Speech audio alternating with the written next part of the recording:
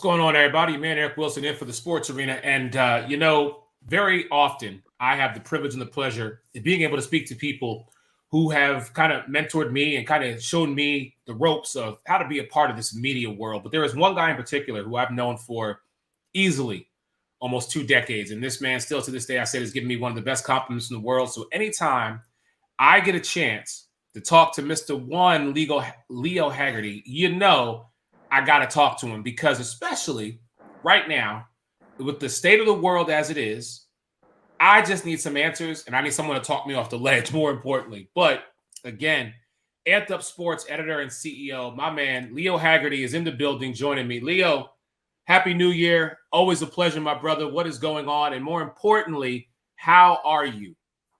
Hey, I'm doing fine, he will. And, just recovering from cancer surgery a year ago. Had throat cancer, took a little piece out and then 29 lymph nodes and went 33 days of radiation. But I'll tell you what, on the north side of the grass, the voice is starting to come back. Doctor said another month, 2, maybe 3, all this radiation will be gone. So I'm feeling great. I'm feeling better than Birds fans, that's for sure.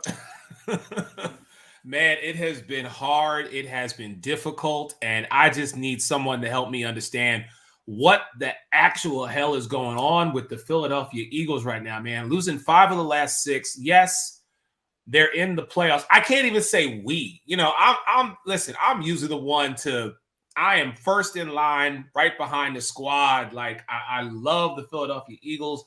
Everybody knows it. But we, and I'll say this, just have not looked like a team that last year went to the Super Bowl. I mean, and not much has changed from player personnel. I know there has been some coaching issues, but talk to me, please, Leo.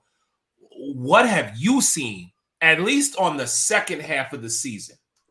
You know what I've seen, Eric? And this is, there's a line in Major League when they look up and they see this guy coming in, they go, who the hell's this guy? Well, it's kind of the same thing with the Eagles, especially at linebacker. It was like, hey, introduce yourself in the huddle to who you are to the rest of the team. I have never seen a position just decimated by injuries like the linebackers for the Eagles. And I'll tell you what, once that happened, all of a sudden the house of cards started falling down. The DBs got hurt, and people figured out one thing with the defense. That pass rush is ferocious if you hold the football. If you watch the last 5 games of the season, teams are throwing the football on rhythm and quickly. They are not letting that pass rush get there. And that's the big difference right now. Because it's not that the Eagles can't generate a pass rush. It's teams aren't giving them time to do a pass rush. You're not seeing a quarterback holding it 3-4 seconds. Look at the Giants the other night.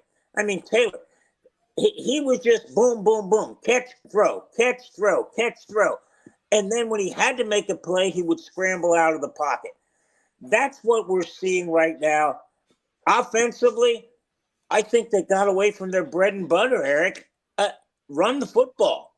That's what they do best, and they kind of got away from it. And I don't know if it's the offensive coordinator. I don't know if it's the quarterback. I don't know what it is. But I'll tell you what, they got a week to fix it real quick.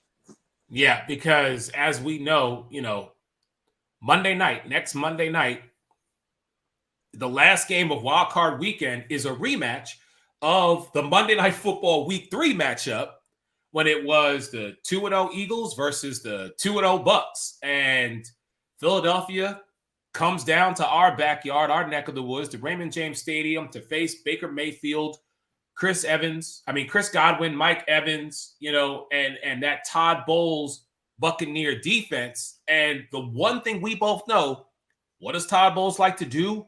Blitz. I mean, I'm looking at this man and I'm like, did you call on the spirit of the late, great Jim Johnson and say, hey, I'm just going to be a blitz-happy coach? Doesn't matter whether it's 1st and 15 or 3rd and 1.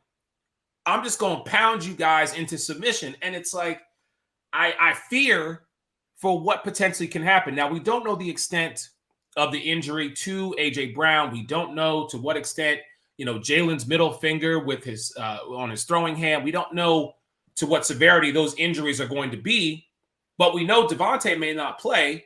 So I'm going to ask you, because I'm going into this matchup and I'm saying to myself, I'm not trying to be a team or a fan of a team that last year played probably one of their best games but came up 3 points short, to being a team that actually got to the postseason after starting 10-1 and being a wild card exit. Yeah, that would not be pretty. And again, you talk about a team last year that was one terrible holding penalty away from still being playing that football game. Right. But what you're seeing happening right now is the injury bug is biting the Eagles. And they got to figure out how to get around that. And that's by running the football. They have to get Hurts time. And time comes when you have the running game. Eric, I preached to you for years. What's the quarterback's 3 best friends? A good offensive line, a really good tight end, and an exceptional running game. If you can run the football and that tight end can get down the middle, your quarterback's going to do well. And what's happening now is teams are figuring out the Eagles in terms of, okay, we're going to send people. The Giants just kept sending 5 and 6 every time. And they said, okay, let's see if Hurts can find that open man. Because what defense has metamorphosized into this time in 2023, 2024 is there's always a guy open. They're just figuring that rush is going to get there before you can find it. And that's what's happening to the Eagles right now. When you look at what's happening to the Eagles right now, it's that 6-game stretch. It was murderer's row. They had San Francisco, they had Dallas, they had everybody, they had Buffalo. Yeah, they won some games, but they got beat up. And that's what's happening, is that the Eagles need to get healthy. And that's the big thing. Get healthy. All right, so let's transition over to the Tampa Bay side, because, listen, we knew someone from the NFC South was going to come out and get a home playoff game. Our hope was that at least they had a winning record. Well, Baker Mayfield, and as I said before, that Tampa Bay Buccaneers team, they did just that. They finished the season 98, did what they had to do in order to secure a home playoff game. But we've seen this team have a lot of ebb and flow this year with the Bucs. So I'm going to ask you straight up, because I just need to know from you, sir, are the Bucs capable, along with the crowd, of winning their home playoff game Monday night? The answer is yes. But keep in mind, there may be a lot of green in that stadium come Monday night, because the Eagles travel well. The 2 Pennsylvania teams, the Steelers travel the best of anybody, but the Eagles travel well. And secondly, the Bucs are really beat up too. Baker Mayfield, he looks like, the guy off of 1776, with the peg leg and they're playing the flute. He is so beat up. I'm just hoping he can make it in, because he's got the ribs. Now he's got a leg issue. And again, that's what happens when you're playing 17 games. And the one thing we need to see the NFL change, while I'm on that subject, they need to expand the roster. They need to go from the 50s they're in to 60 players that are eligible, because you're seeing teams, the Bucs, one game this year, they had to put a safety in a linebacker because they just ran out of bodies. And look at last year with the 49ers. They had to put Brock Purdy back in the game, and he couldn't throw it 5 yards. But that was the only guy he had left. So, yeah, the Eagles can win. I'll tell you what, Eric, I'm going to pose this question to you. Last year, it was real easy. We knew that Kansas City was getting there. We knew the Eagles were getting there. Would you bet the mortgage on who's getting there this year? I couldn't. I would not be surprised to see a 5, 6, or 7 seed out of both sides come in. Especially, look how well Cleveland's playing on that side. And all of a sudden, the Green Bay Packers have come from the dead. to get into the playoffs. So I'll tell you what, if you look at what's going on, this is going to be a tough road to hoe for anybody that gets there. Oh, listen, listen, I'm on record as saying that Baltimore is the AFC team to get in. And I said this back in late August, early September. There was just something about the Ravens this year where I was like, okay, they pinned their ears back and they're going to make some noise. And to their credit, number one seed, you want to get to Vegas, you got to go through Baltimore. That defense is showing signs of previous Ravens Super Bowl defensive teams. Lamar Jackson, I have always said this about him. That man has accomplished every obstacle put in his path. And when he's accomplished that obstacle, they have pushed the goalpost back 5 to 10 more yards, forcing Lamar to continually elevate who he is. And that's all he's done. So when I say the AFC, when I bet the mortgage on Baltimore in the AFC, I would say probably maybe half my mortgage. Yeah, I'd bet that on Baltimore getting there. In the NFC, no, because a team you didn't mention, well, two teams you didn't mention, and they're both facing each other this weekend. Matthew Stafford and the Los Angeles Rams are heading to Ford Field to face his former team, the Detroit Lions. And I'll tell you something. I knew last year what Detroit was going to be like. I was just a year early on it. And this year, I fully expect that particular game to be a classic because you don't want to play the Rams right now. But if there was ever a team that would be able to say, we're going to go toe-to-toe, it's his former team, Detroit Lions. Dan Campbell has that team just – they're running through walls. They're drinking the Kool-Aid. You know, we always say styles make fights. This is going to be one of those games. Can Jordan Love be the guy to go into Jerry World and do what nobody has done this season, and that's beat the Cowboys at home? Ugh, that's just ugly. I don't know it to be the case. Of course, I'm going to be a Packers fan because I can't stand the Cowboys. But I have so much reservation about what he's able to do and what that offense is able to do against one of the top defenses in Dallas. I'm choking just saying that, by the way. And then, of course, there's a matchup that you and I have talked about. It's the Eagles-Bucks. Can the Eagles figure it out? Because it is. Everybody's back to 0-0. It's win or go home. It's just that simple. But Philly has got to figure out who they are. Go back to the Minnesota game on the short week, week 2, Thursday Night Football, our home opener. Go back to the Bucks game. What was working? As you alluded to, it's the run game. If the run game is non-existent on Monday night, Philadelphia does not have a snowball's chance of winning this game. Because even with injured ribs and a hobbled leg, Baker Mayfield, we know his durability.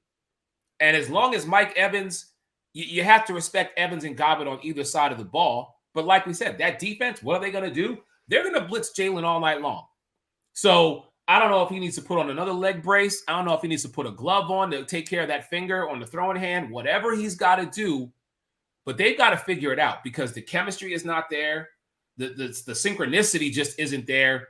And our offensive line, led by the best center in the game, Jason Kelce, can only do so much to protect him.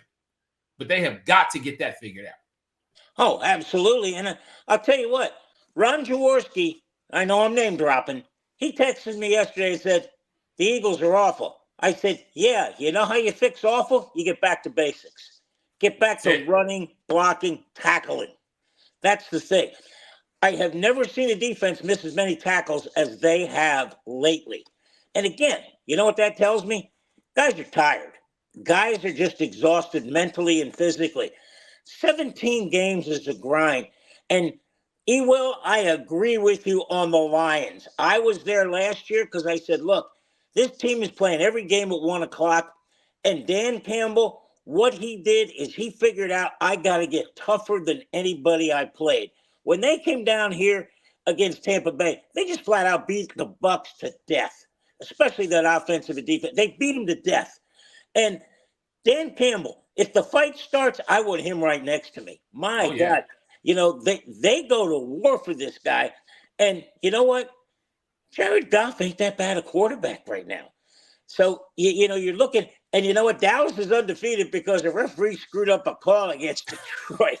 So you know what? We got to throw that on the Zebras. But I'll tell you what a great weekend of football. You're going to have the Eagles coming into Tampa Bay. Right now, it's a coin flip. We got to see which quarterback plays the best and which quarterback doesn't get hurt, because I wouldn't be surprised to see one of them not make it through the game just because of what's happening now. Green Bay going to Dallas, boy, that's got history written all over it there. You know, they played so many times for so many things. Another one, a coin toss. Detroit and the Rams, hey, don't go for a cold beer because they're going to be points scored. They're going to be scored in a hurry.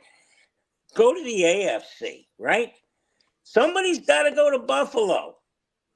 Who's going there? Pittsburgh. I tell you what, that's going to be crazy. Then you've got the second, third, fourth seeds all there. But then you got Kansas City. They're hosting a game. Mm-hmm. It's going to be crazy. Miami got to go out to Kansas City in the cold at 8 o'clock at night. Why that isn't a day game is beyond me, because you've got all these daggone, roofs. Why is Houston playing at 1 o'clock or 4 o'clock, whatever, when they got a roof covered them? And tell me that team hasn't come from frickin' nowhere, the Houston Texans, and they're in the playoffs.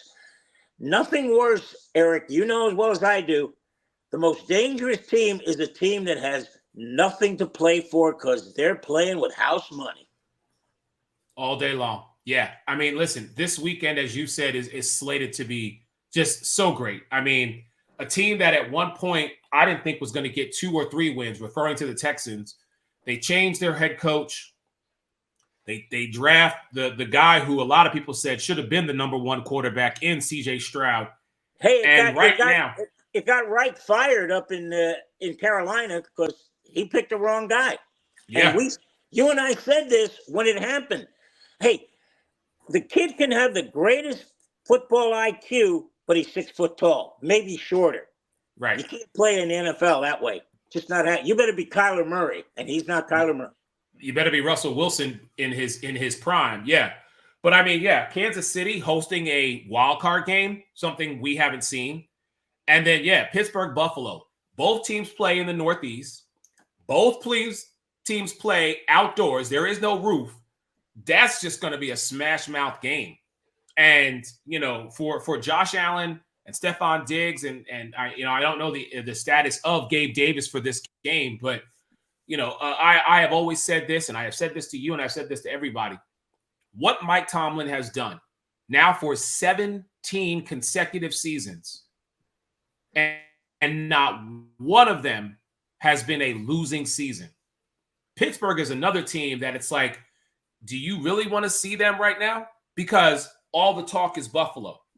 But I'll tell you what, that Cleveland-Houston game, which is what is kicking us off on Saturday, Myles Garrett versus C.J. Stroud. That's what I want to see. Because Myles Garrett, in my opinion, definitely in the conversation for defensive MVP this year.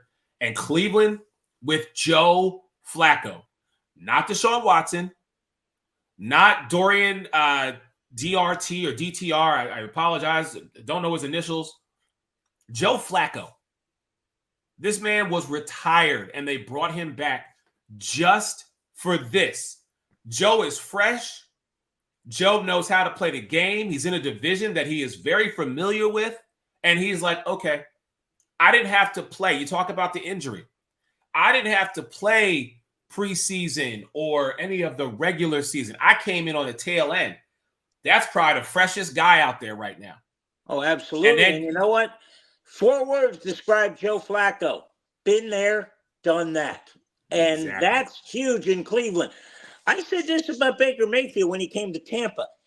I said, everybody was kind of questioning the move. I said, remember, a healthy Baker Mayfield got the Cleveland Browns to the playoffs and went in and destroyed the Pittsburgh Steelers in Pittsburgh and was 1 play away from beating the Kansas City Chiefs. So you get a healthy Baker, he's a competitor. He's a warrior. And that's what you want under center. You want that guy who, when the going gets tough, he's just going to say, okay, we're going to go harder and faster. All right, so let me ask you before I get you out of here, Leo. Let's run down the games really quick. Who do you like in the Cleveland-Houston game? I like Cleveland. Only because those guys have been there before.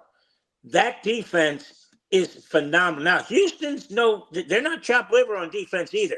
But I'll tell you what, CJ Stroud hasn't seen anything like this. And they're going to dial it up and they're going to come.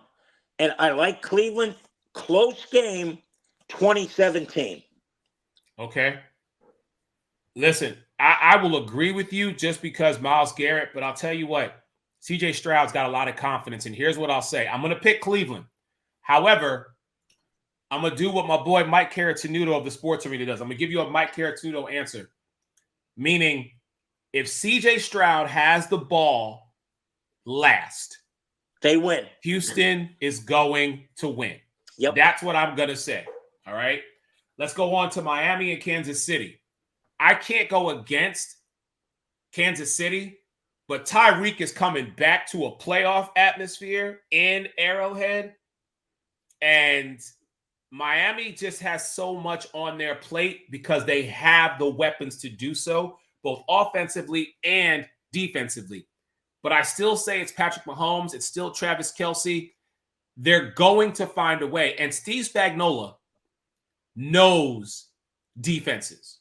Okay? I can't. The fact that Philly was able to pull a win out against Kansas City still to this day amazes me. But he has got it dialed up on how to stop Tyreek Hill for the simple fact that Tyreek was once a part of this team. So I got to go with the Chiefs on this one. What about you? Now, you stole my line because I was going to say I can't pick a winner, but the team that got the ball last is going to win because you give the ball to Tua, you give the ball to Mahomes at the end of the game, they're going to find a way to score. I agree with you. I think it's going to be Kansas City, but I think it's going to be a shootout, 35-31. Wow. Okay. I wasn't going that high. I was going maybe 31-28, but we do know both those teams can put up points. I would not be surprised if this game comes to a low 40s game of a shootout. I could see that between the two. All right, so then we've got the matchup that we talked about. Tomlin versus McDermott, Buffalo versus Pittsburgh. This to me is, second only to the Detroit Rams game. I think this game has a lot of potential to be another one of those playoff games where we're going to see something that we may not have seen. Listen, I am huge on Buffalo. That I love them as a team. I just hope that this momentum that they got over these last couple of weeks, that Joe Brady can help carry them and catapult them moving forward. I'm going to go with Buffalo hesitantly because I feel that Buffalo just there's something about them. But I say this every year until they get to the AFC Championship game. But I'm still going to go with Buffalo.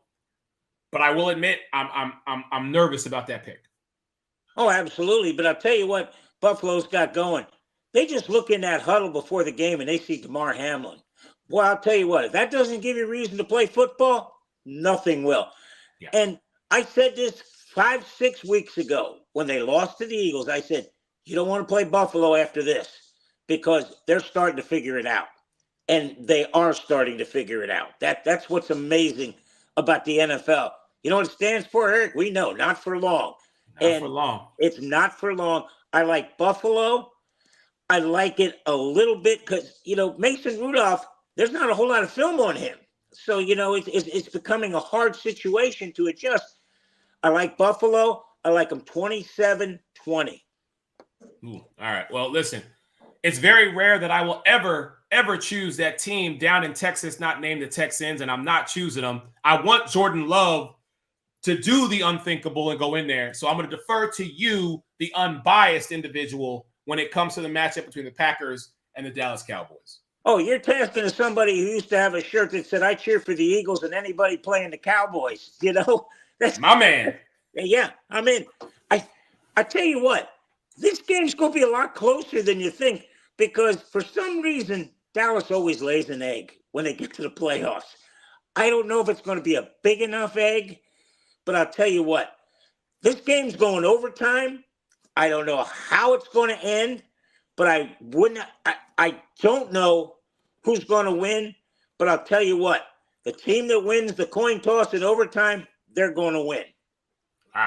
Okay. Leo, I have been a supporter of this team for the last 2 seasons. I know it's going to probably be, depending on whatever the outcome is, it's going to be there's going to be a standing ovation in Ford Field Sunday night. And after that game is over. Deservedly so. But I still got to roll with Detroit. I know they have Aaron Donald. Puka Nacua is definitely in the conversation for Rookie of the Year. But Matthew Stafford coming back to Ford Field for a playoff game against his former team, I still got to say, this is my close game. This is my field goal kick game. This is my Matthew Stafford, Jared Goff.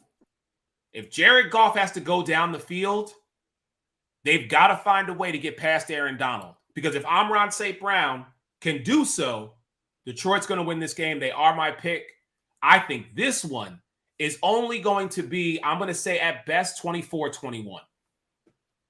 I'll take it a step further. I got it 24-23, and I got the Rams scoring at the end and going for 2 instead of kicking and going to overtime. And Detroit's going to find a way.